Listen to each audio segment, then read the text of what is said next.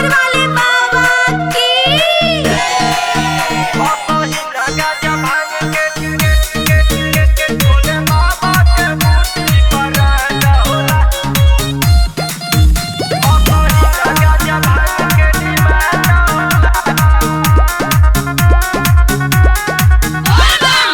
पियला के बाद होला देहिया में दम हो, एक चिलम हमरो के दे दो ना बम हो। ए बम दना पियला के बाद होला देहिया में दम हो, एक चिलम हमरो के दे दो ना बम हो। सुनो ले है पानी के पियला से एक गलत ना कवनो कांड होला। असही ना गाजा भांग के डिमांड होला, भोले बाबा के बूटी ब्रांड होला।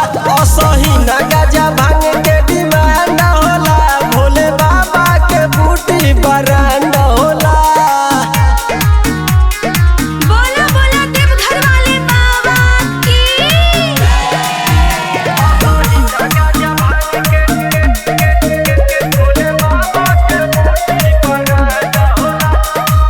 चारू ओर होता शोर, सभे नाचता डीजे पर चढ़ के। कहीं साजे सबे नाचे, दम घीचे चिलम में जरा के।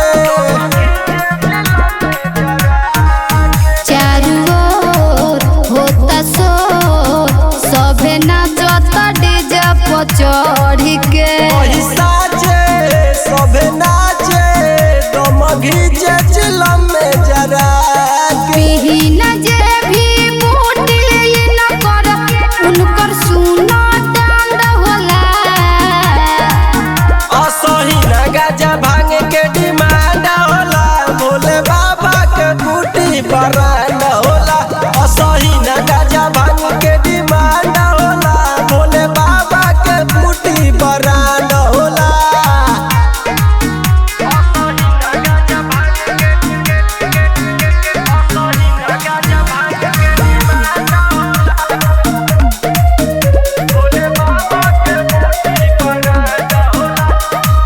सब लोग करे भो बाबा के प्रसादी समझ के। कदम भौजी बम सबे चल देखाया करा के।